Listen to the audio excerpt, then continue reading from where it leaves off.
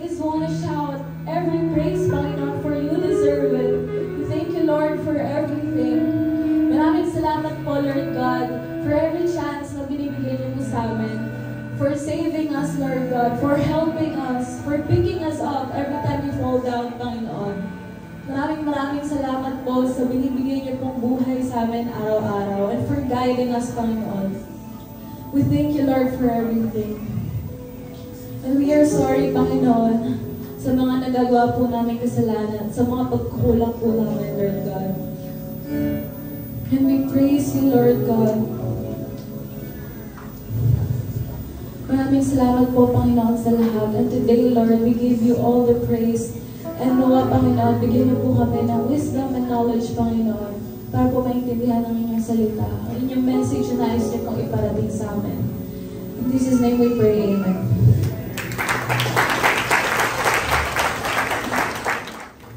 Praise God.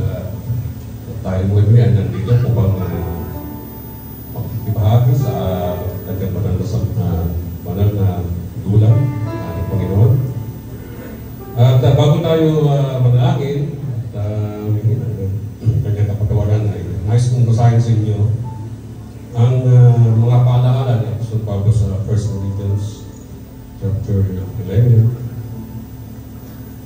verses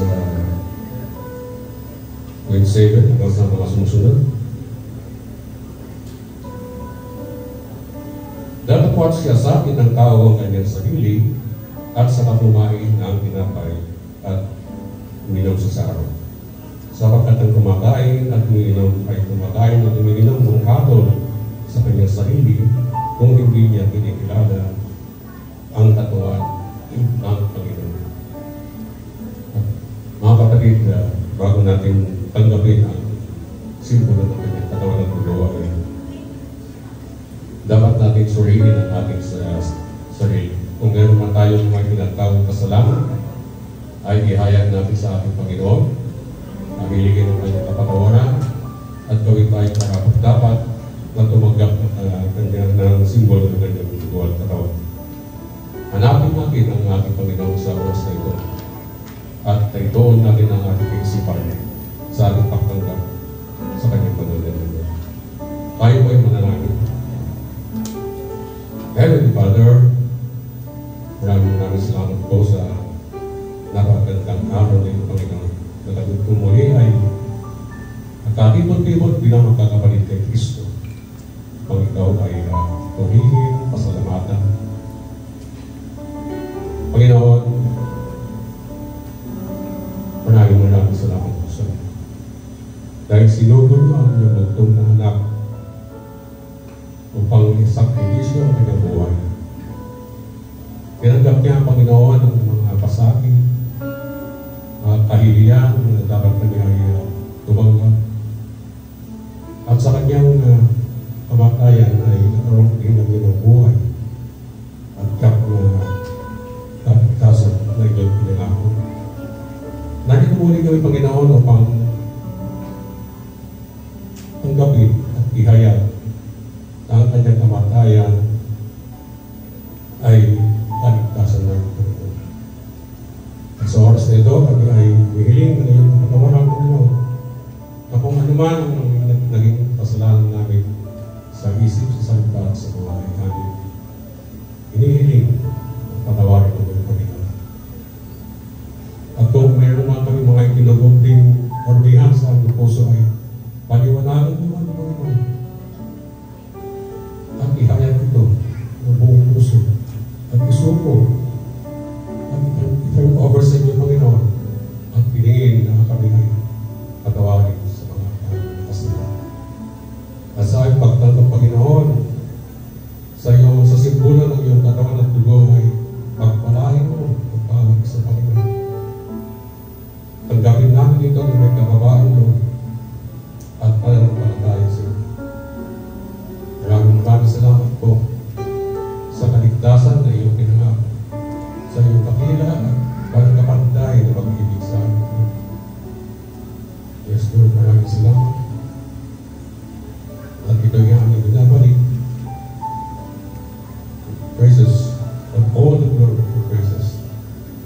know. In the name of our Lord Jesus Christ. Amen.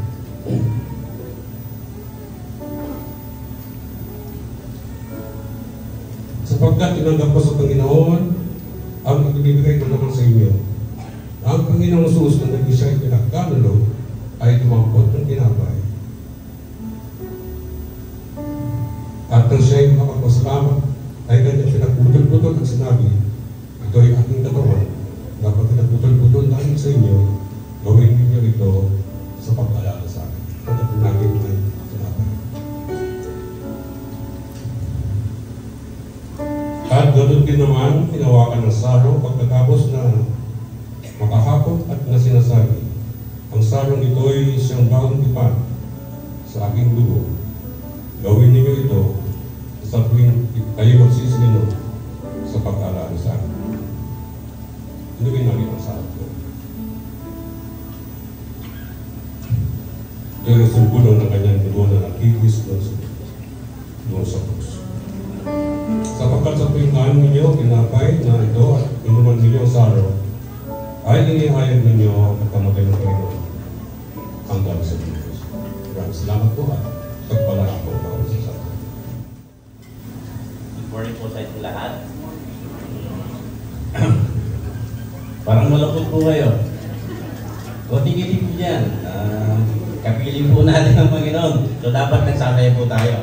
Dapat araw po yung ating energy na bigyan sa puri ang Panginoon. Ibabahagi ko po sa inyo yung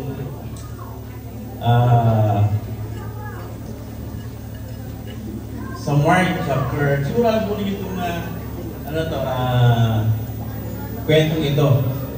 Sa Mark chapter 12 verse 41 to 44. Siguro po lahat kayo alam niyo itong story na to eh. Pero mas maganda po kung babasahin po natin sa Tagalog para malaman po ninyo. Sabi po dun sa Mark chapter 12 verse 41, umupo si Jesus sa tapat ng hulugan ng mga kaloob doon sa templo at pinagmasdan ng mga taong naghuhulog ng salapi. Maraming mayayamang naghulog ng malaking halaga. Lumapit naman ang isang babaeng balo na naghulog ng 2 kusing na katumbas ng isang pera. Tinawag ni Jesus ang kanyang mga alagad sa kanyang at kanyang sinabi, sinasabi ko sa inyo, ang 2 balo, iyon ay naghulog ng higit sa kanilang lahat, sapagkat ang iba ay nagkaloob ng bahagi lamang na hindi nila kailangan. Ngunit, ibinigay ng balo, ito, tukang-tuka, ang buo niyang ikabubuhay pagpalayan sa salita ng Diyos. Sa ating pong buhay, minsan po, naiisip po natin yung pagbibigay, ito po ba ay kailangan o nagbibigay po tayo dahil mahal po natin yung pinagbibigyan natin. Meron po akong 3 ibabahagi po sa inyo. Ay, 3 sa kwentong ito. Sa akin po itong pagkaunawa. Nais ko rin pong i-share po sa inyo. Unang-una po, yung babaeng balo po, she has good relationship with the Lord.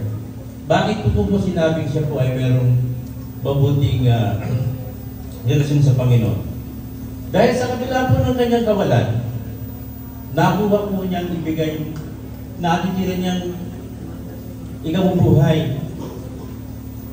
Ibig sabihin, meron po siyang pananalig at pananampalataya na God will provide. Ibibigay po ng Diyos yung kanyang mga pangangailangan. Sa ating pong buhay, minsan, dumarating yung pagkakataon na sunod-sunod po yung ating mga expenses. Lalo na yung mga magulang. Ramdam po nila pagdating po ng mga bills. Pirano bills, water bills, tuition fees. Tapos yung araw-araw pangangailangan. Minsan umiiyak po yung mga magulang. Sino po yung umiiyak dito? Yung ramdam na ramdam po yung bigat.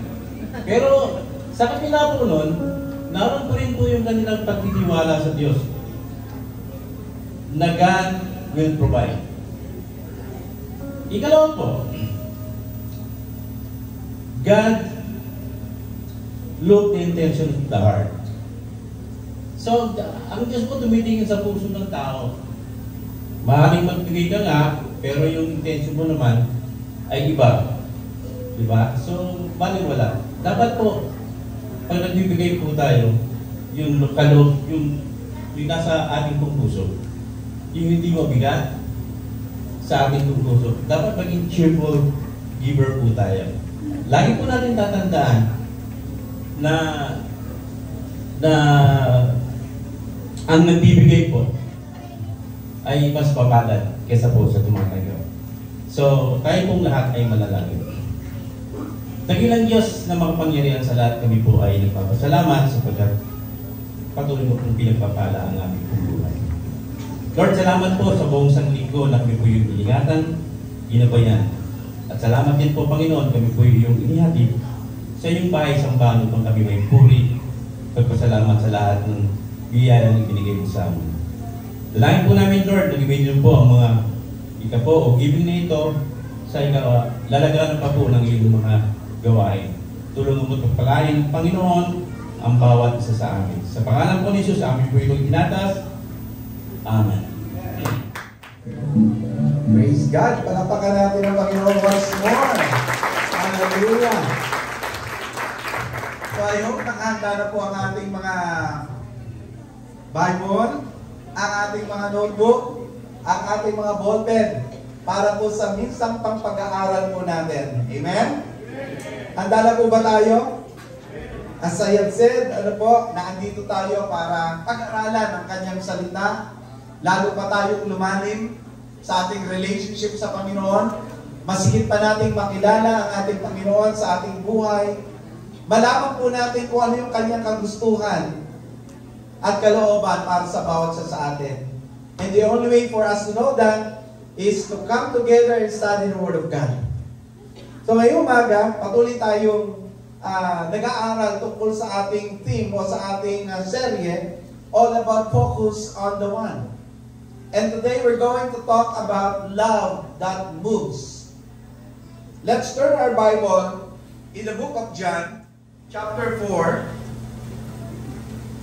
verse 9 to 11. Ang sabi po ng Bible ay ganito: This is how God showed His love among us. He sent His one and only Son into the world that we might live through Him. This is love. Not that we love God, but that He loved us and sent His Son as an atoning sacrifice for our sins. Dear friends, since God so loved us, so we also ought to love one another. Tayo pong lahat ay umuko at tayo lumapit sa Diyos sa isang panalangin. Lord God, Heavenly Father, once again kami ay nagpupuri at nagpapasalamat sa inyo sa napakagandang pagkakataon ito na kami po, Panginoon, ay mag-aaral ng iyong salita. Buksan mo ang aming puso, Panginoon, at ngayong umaga ay mangusap kayo sa amin, Panginoon. Samahan niyo po kami, Panginoon, ang iyong mensahe para sa bawat isa sa amin. Buksan mo ito, Panginoon, sa aming buhay at higit sa aming mapakinggan po ito po, Panginoon, ay aming maipamuhay. Salamat po, O Diyos, sa iyong salita na buhay at hindi nagbabago, sa iyong mga salita na nagpapabago ng buhay ng bawat sumasampalataya. Holy Spirit, continue to speak into the midst of us right now. Continue to convict our hearts. Continue to guide us and give us the wisdom this morning as we study your words. In the name of Jesus, let us all say, Amen. Amen. When the Apostle John wrote this letter, mga kapatid, the early church was facing what we call deep internal conflict. Nung sinulat po ito ni John. Because at that time, nung sinusulat niya po itong binasa ho natin, there were false teachers who were spreading distorted version of the gospel. They are trying to twist the truth about the Lord Jesus Christ. And at that point, mga kapatid, believers were not only confused doctrinally, they were also struggling relationally. Offenses had been taken, divisions had formed, and genuine love for one another was growing cold. Against this what we call backdrop, John writes not just as a theologian, but as a spiritual father. Ano po? So, ang ginawa po ni John, sumulat po siya sa mananampalatayang ito, and he reminds them, not only them, but also all of us, that love is not a merely doctrine to defend, but a life to demonstrate. That's why in John chapter 4, verse 9 to 11, ano po, makikita natin that John paints a what we call radical picture of what real love looks like. Love is not meant to be bottled up or kept inside of us. Real love moves. Yung tunay po na pagmamahal ay hindi po nakatago sa ating mga puso. Hindi po ikinukubli sa ating mga damdamin. Real love moves. Ibig po sabihin, kung tunay kang nagmamahal, kung tunay ako nagmamahal, kung at church ay tunay na nagmamahal, ito ay kikilos.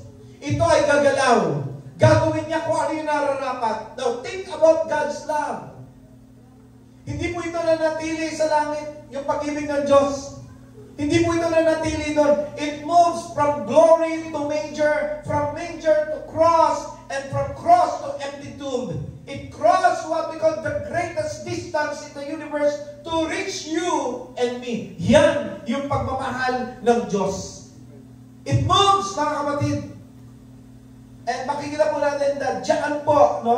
Pinupunto po ni Juan, ni John, that if we truly know the love of God, that love will move us to beyond our comfort zones, beyond our self-preservation, beyond our personal offense, towards the people who need to see and experience Christ's love through us.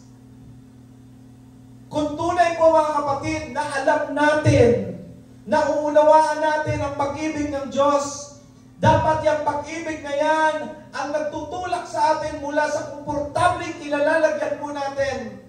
Mula po sa ating self-preservation, mula po sa ating mga pansariling kalalagayang maayos, patungo po doon sa mga tao na wala pa sa Panginoon para maranasan din po nila yung pag-ibig ng Diyos sa pamagitan po natin. So here's the question na gusto kong i-discover natin today. What kind of love will not stop searching until the one is found?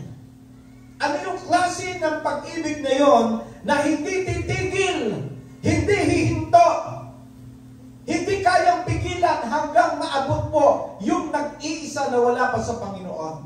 First, what kind of love? Love that reaches out. Ang sabi po ng verse na binasa natin kanina, chapter 4, verse 9, part of that verse, God showed His love. Paano pinakita ng Diyos? He sent His Son.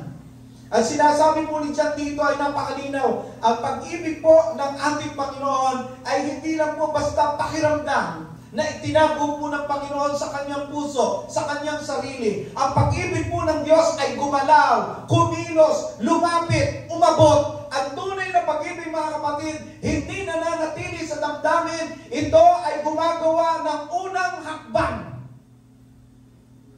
In other words, mga kapatid, kung tunay na meron tayong pagmamahal sa ating puso, may gagawin tayo. Tayo ang unang kikilos, katulad ng ating Diyos.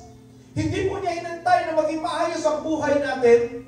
Hindi po inantay ng Diyos na tayo muna ang magmahal sa Kanya. No. Hindi po inantay ng Diyos na maging mabait ka muna. Hindi po inantay ng Diyos na maging maayos muna ang lahat sa iyo. Hindi inantay ng Diyos na tumawag ka muna sa Kanya. Hindi po. Hindi ganon. Siya po ang unang kumilos. Habang tayo po ay makasalanan pa, isinugo niya ang kanyang bugtong na anak. Kaya po yung iba na nagsasabing, saka na ako tatanggap sa Panginoon, pag mabait na ako, kahit kailan di ka babait. Hanggat wala ang Diyos sa buhay mo. Saka na ako lalapit sa Panginoon pag matino na ako. Kung hindi ka titigo hanggat wala ka sa Panginoon. Kasi ang nagpapatino ng buhay ay ang Panginoon. Yun nagsasabi, saka na ako lalapit sa Panginoon pag wala na yung ganito, wala na yung ganyan, wala na yung ganito. Hindi po. Hindi inaantay ng Diyos na alisin mo muna lahat yan bago ka lumapit sa Kanya. Dahil isinugo ng Diyos yung Kanyang bugtong na anak ng panahon na makasalanan ka at makasalanan ako. In other words, tanggap ng Diyos na kailangan mo siya para maayos ka. Hindi ka maayos kung wala ang Panginoon. Amen? Bakit tayo naging maayos? Because ang Panginoon tinanggap natin. Inayos tayo ng Panginoon. Alam niyo, sa kultura natin, madalas iniisip natin, hintay ko muna siya lumapit bago ko mag-sorry muna siya. Tama ba? Ganun tayo Inaantay muna natin, mag-move muna yung tao bago tayo kumilos. Pero ang Diyos hindi ganun.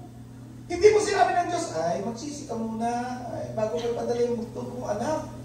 Ay, mahalin mo muna ako, wala ka man lang pagmamahal na pinakikita sa akin, tapos bibigay ko yung bugtong ko, anak. Hindi po. Hindi po inantay ng Diyos yun. Magbago ka muna. Bago ko ibigay yung kanya aking bugtong na anak at ipadama sa iyo aking pagmamahal. Hindi po. Hindi ka paris ng kultura ng nating mga tao, hindi na Pilipino. Inaantay muna natin yung isa bago po tayo na kumilos ang Panginoon sapagkat yung kanyang pagmamahal ay kumikilos. Nauna po ang Panginoon magpakita ng pagmamahal. Kaya nga po ang sabi, natuto tayong magmahal sapagkat ang Diyos ang unang nagmahal sa atin. Palakpakan namin ang pag-ibig ng Diyos. Ang pag-ibig po ng Diyos proactive. Ito yung nauna. Kahit walang kasiguruhan na tatanggapin mo siya. Imagine mo yun. Kahit walang kasiguruhan na magsosorry ka, kahit walang kasiguruhan na magbabalik loob ka, minahal ka ng Diyos. Nauna siyang kumilos. Kumilos ka man o hindi, tanggapin mo man o hindi. Ito ang realidad. Minahal ka ng Diyos. Siya ang unang pumatok sa iyo. Pansinin niyo po yung parable. Ano po, doon sa Luke chapter 15, verse 4 to 7, sa talinhaga ng nawawalang tupa.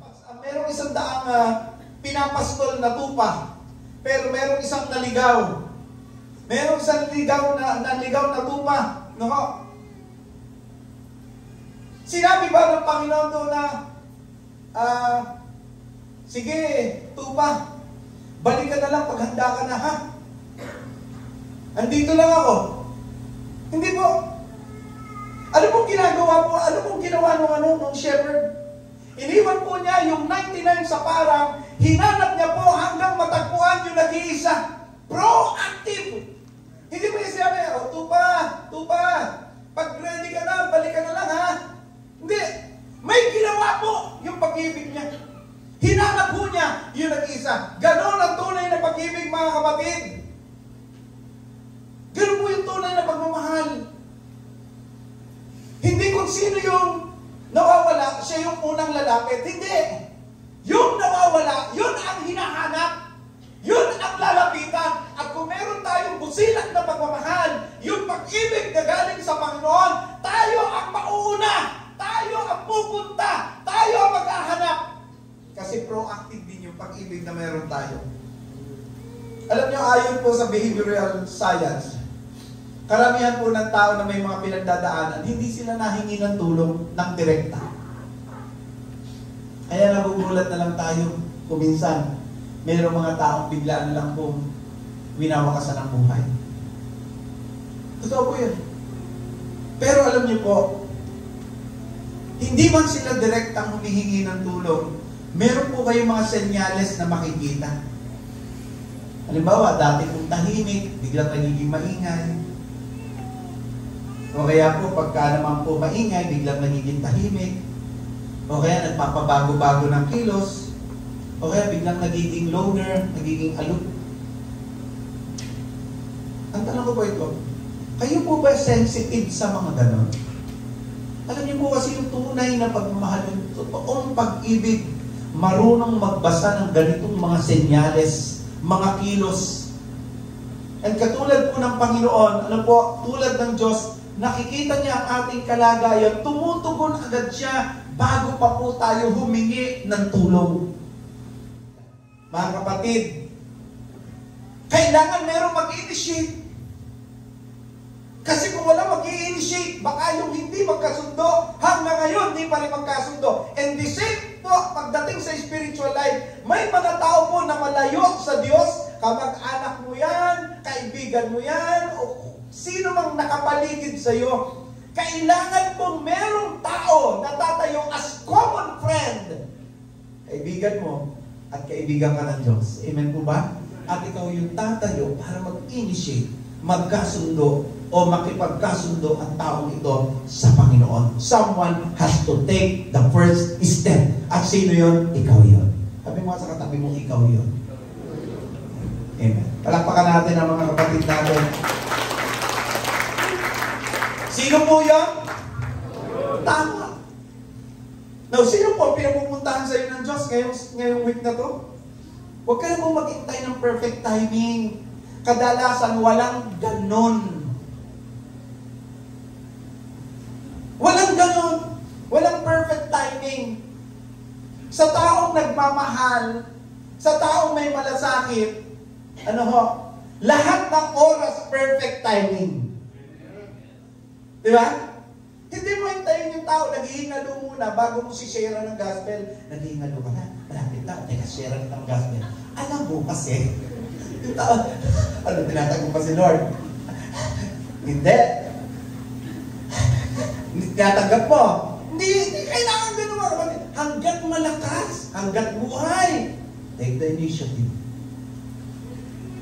Sabi nga po ni Bob Goff, sabi niya, love is never stationary. In the end, love doesn't just keep thinking about it or keep planning for it.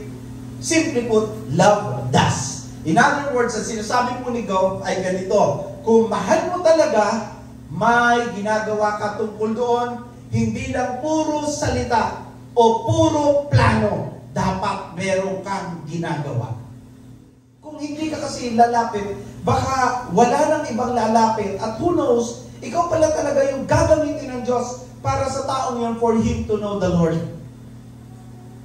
So always remember mga kapatid, yung pag-ibig na gusto ng Panginoon ay pakita natin ay pag-ibig na umabot. Love that reaches out. A second, what kind of love? Ano po? This is the second. Love that sacrifices. Love that sacrifices. Look at John chapter 4 verse 9 10 again. Let's go back to the text. And sabi po doon, that He might live through Him. This is love. Not that we love God, but that He loved us and sent His Son as an atoning sacrifice for our sins. Ang tunay po ng pag-ibig, hindi lang po umaabot. Handa rin po itong magsakripisyo. Amen? Amen? God's love is not cheap love.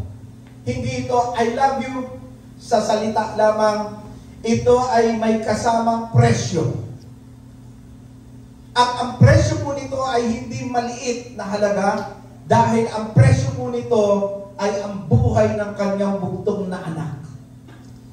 Alam niyo, sa mundo natin, madali lang magmahal kapag walang kapalit. Tama? Kapag hindi humihingi ng sakit o ng gastos, walang sakripisyo, madaling magmahal. Pero ang pag-ibig po ng Diyos ay taliwas doon. Bakit po? Siya ang nasaktan, siya ang nagsakripisyo, siya ang nagbayad para lang tayo'y maligtas. Kung tutuusin, wala namang pakinabang ang Diyos sa atin. Wala. Sige nga, isipin nyo ako. Sige, come to think of it. Anong pakinabang ni Lord sa inyo? Sa akin. Sige nga. Pag-isipan nyo mabuti. Ano ang pakinabang ni Lord sa akin?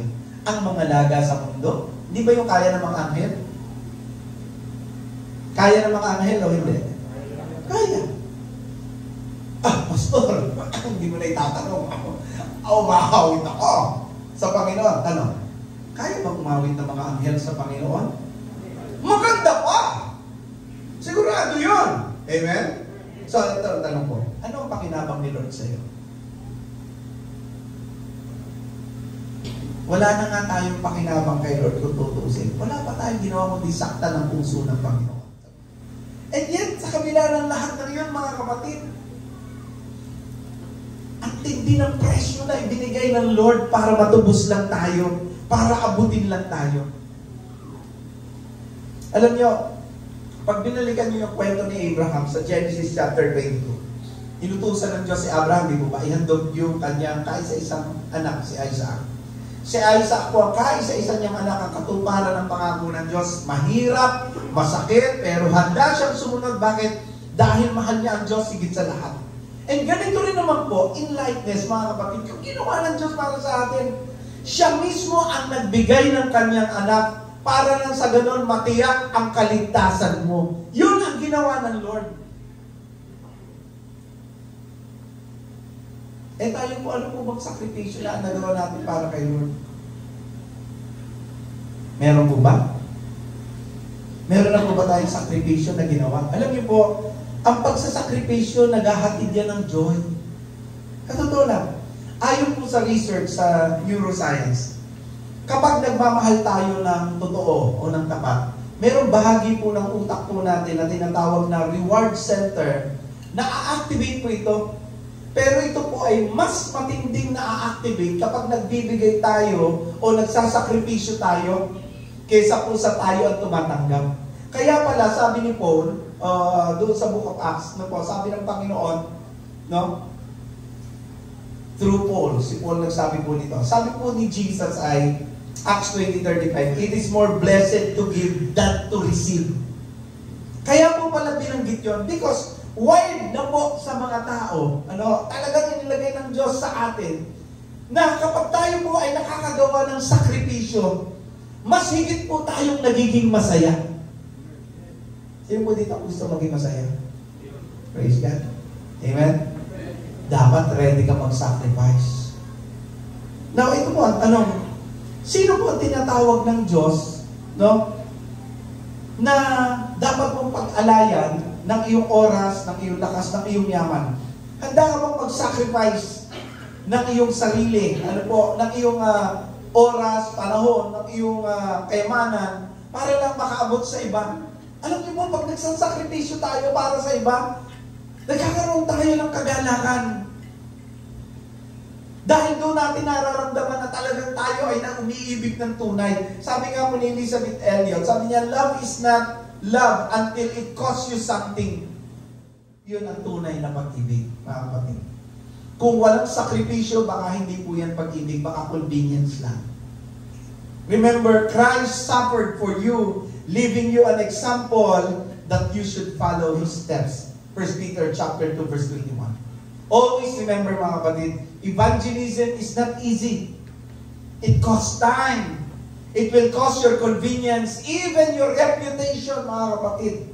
Pero kung ang Diyos ay nagsakripisyo para sa atin, bakit tayo magdadalawang isip? Let love push you beyond your comfort zones. Yung mamigay po ng flyers, yung mag-share ng faith, kumakain ng oras. Nagsasakripisyo tayo. Why? Yan ang ginawa ng Diyos para sa atin. Maligtas lang tayo. Palapakan natin ang Panginoon. What kind of love? This is the third. Love that compels us to share the gospel of Christ. Love that compels us to share Christ. Ano pa paalala po ni John? Chapter 1, verse, 1 John chapter 4, verse 11. 1 John chapter 4, verse 11 ng John, sabi po, dear friends, since God so loves us, we also ought to love one another. Kung ang pag-ibig po ng Diyos ay tunay na nasa atin, hindi ito mananatiling nakakulong sa puso natin. Natural lang na kapag puno ka ng isang bagay, umaapaw. Amen? So kapag ikaw ay puno ng takot, lumalabas yan. Lumalabas po yan. So tanong ko po, ano po ba ang pumupuno sa puso natin? Pag ang puso po natin ay puno ng galit, lumalabas yan. Pag ang puso mo ay puno ng kapangitan, lumalabas yan. O, tignan yung katabi nyo. Nakalabas po yun. Totoo mo, maniwala po kayo. No? Kapag pinupuno natin ang puso natin ng kagalakan, lumalabas yan. Kapag ang puso mo masaya, kita yan sa'yo. So kung ano po yung pumupuno sa puso mo, ano ang bagay yan, umaapaw, nakikita yan. Kaya kung ang puso po natin ay puno ng pag-ibig ng Diyos, kung puno ka ng pag-ibig ng Diyos, lalabas ito sa buhay mo. At isa sa pinaka-practical na paraan ay ang pagbabahagi ng pag-ibig ni Kristo sa iba. Everybody say amen. Sabi mo nga sa katabi mo, mag-share ka. Tama. Di ba? Ang tagal na po natin pupunta sa church every Sunday. Hindi ho tama na we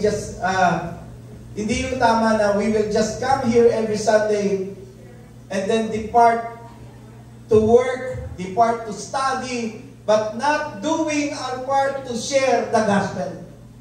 Every Sunday, nag-aaral tayo mga kapatid ng salita ng Diyos, lumalago sa Word of God. Hindi para lamang sa ganon, kundi gusto ng Panginoon magamit po tayo, ibahagi yung pag-ibig ni Kristo. Alam nyo, hindi lahat ng tatawag at magtatanong sa iyo tungkol kay Jesus ay tatanggap. Hindi lahat ng lalapit sa simbahan ay para makilala ang Panginoon nating minamahal. Kaya kung mahal natin sila, gaya ng pagmamahal ng Diyos, tayo na po ang mauna. Tayo na po ang magsimula. Hindi natin ipagkait ang pinakamahalagang balita na may tagapagligtas na namatay at muling nabuhay para sa kanila. Amen po ba? Tingnan niyo po yung nangyari doon sa John chapter 4. Nakilala ng Samaritan woman si Jesus doon sa balon. Noong pong makilala niya ang pag-ibig at katotohanan tungkol sa Panginoon, nagtatakbo siya pabalik doon sa bayan at ang sabi niya, "Come see the man who told me everything I ever did. Could this be the Messiah?" Hindi po siya sinabihan ni Jesus na, ayan, mag-evangelize ka. Kusa lang po niya. Kinusa lang niya pumunta sa bayan at ipamalita na na-encounter niya yung Messiah, yung tagapagligtas. Why? Because yung puso po niya ay hindi niya mapigilan, punong-puno, nag-uumapaw sa pag-ibig na natanggap niya mula sa Panginoon. Alam niyo po, ayon po sa social psychology, kapag ang isang tao po ay nakaranas ng life-changing event, malaki ang tendency niyang i-share ito sa iba. Ang tawag po dito ay emotional contagion. Kapag merong something na nabago sa iyo, sobrang excited ka na i-share po ito. Tama po? Tama po? Pag na-inspire ka, wala kang magagawa kundi i-share yung naandun sa puso mo na nagpatuwa at nagpagalak sa iyo.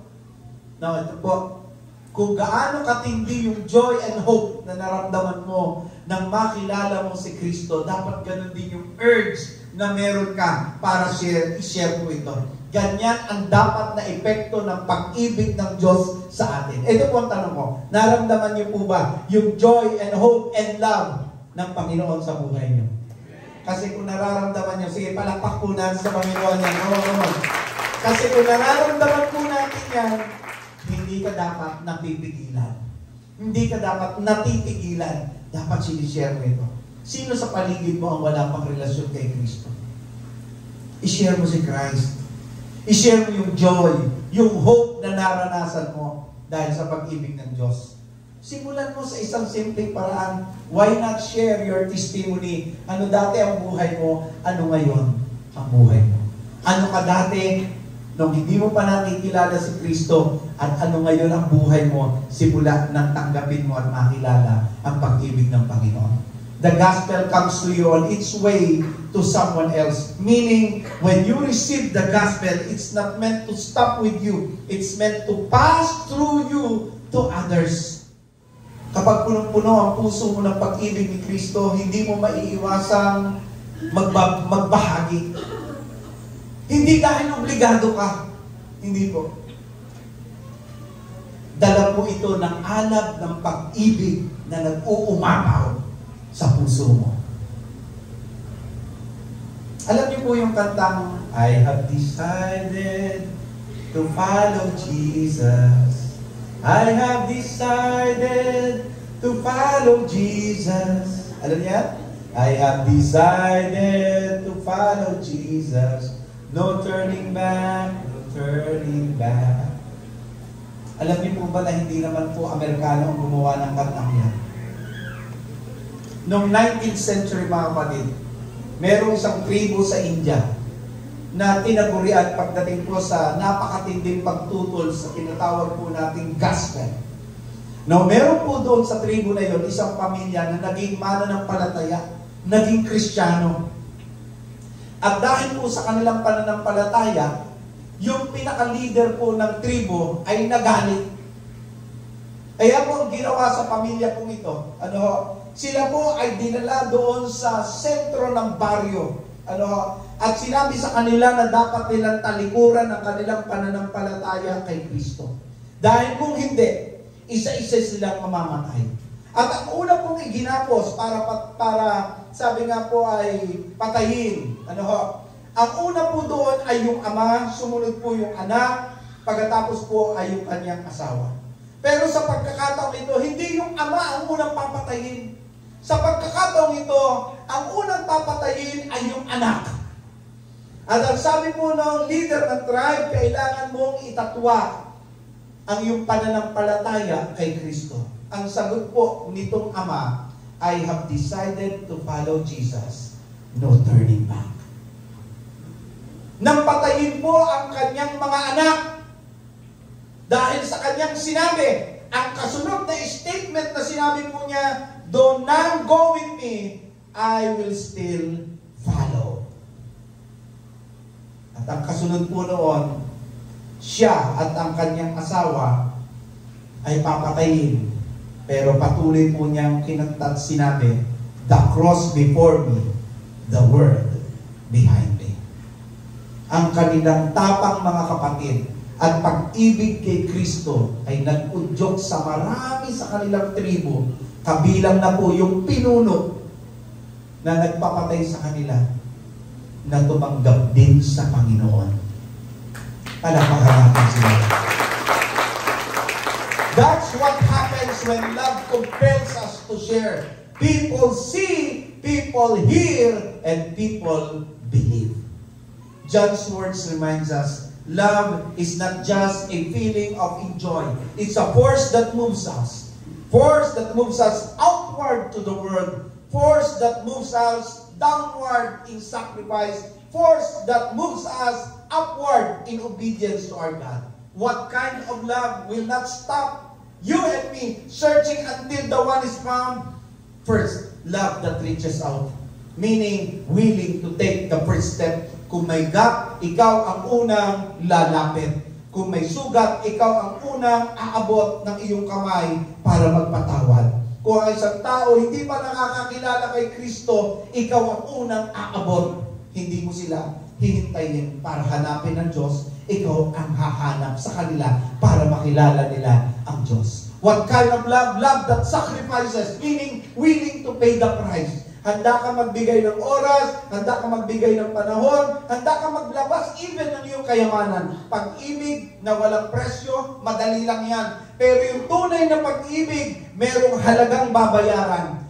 Bibigyan mo ng oras, bibigyan mo ng pagpapagod, magbahagi ka ng resources, at kung minsan even yung pride, kailangan mong ibaba, maabot lang yung iba. What kind of love? Love that compels us to share. Meaning, we are willing to go and testify about the love of our Lord Jesus Christ. Hindi natin ito kayang itago kung talagang ito ay sumusulak sa ating kalooban. Kung talagang ang puso po natin ay nag-uumapaw sa pagmamahal ng Diyos, hindi natin mapipigilang ibahagi ang good news kung tunay po natin itong naranasan.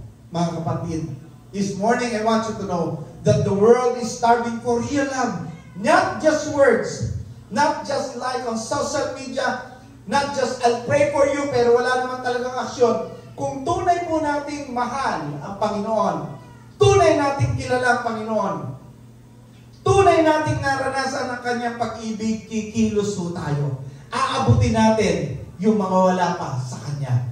Yung pag-ibig na yan ang magtutulak sa atin para magsakripisyo. Even yung sarili ho natin, maabot lamang po yung iba. Makakilala lamang ang marami. At marami po ang makarating sa langit.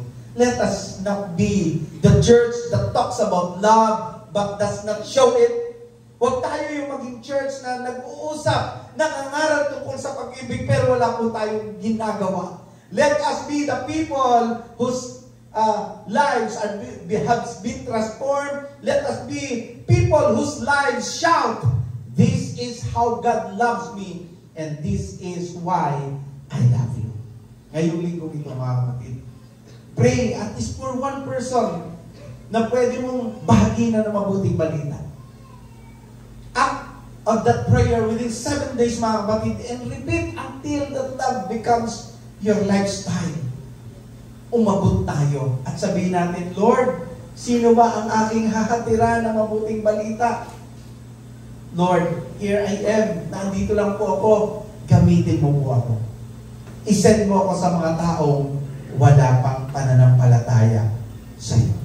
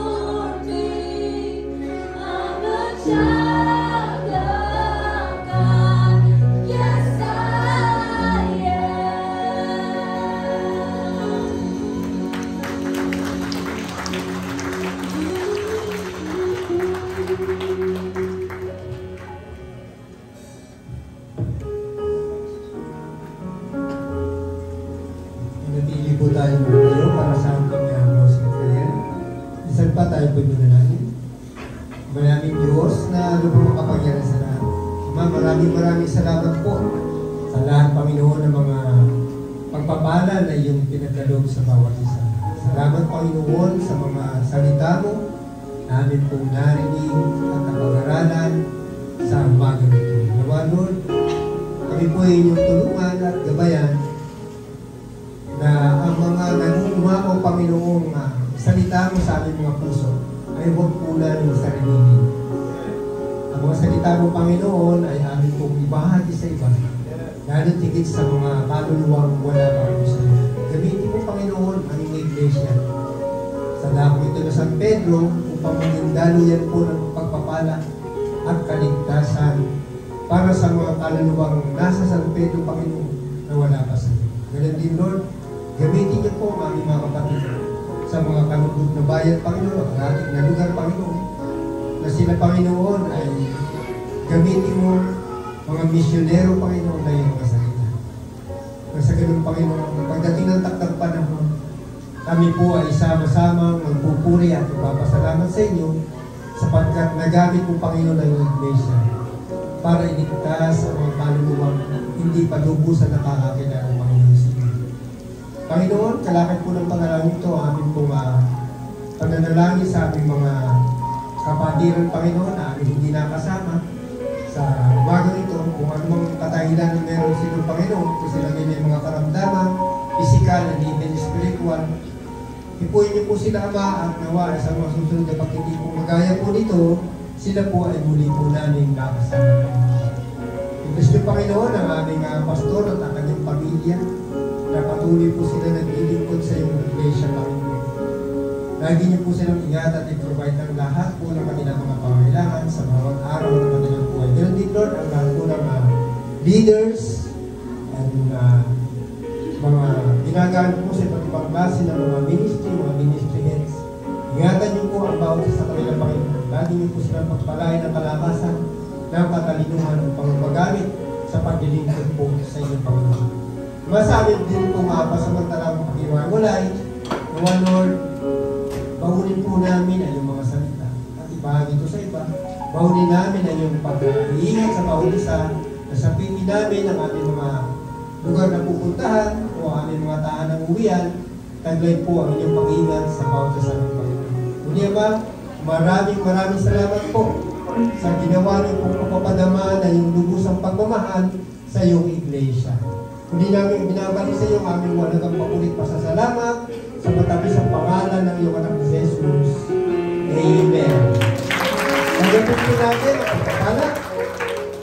Naway lubusan kayong pabanalin ng Diyos na siya nagbibigay ng kapayapaan at naway panatilihin niyang walang kapintasan ang buo ninyong katauhan, ang espiritu, kaluluwa at katawan hanggang sa pagparito ng ating Panginoong Hesukristo. Sumayin niyo nawa ang pagpapala ng ating Panginoong Hesukristo. Amen.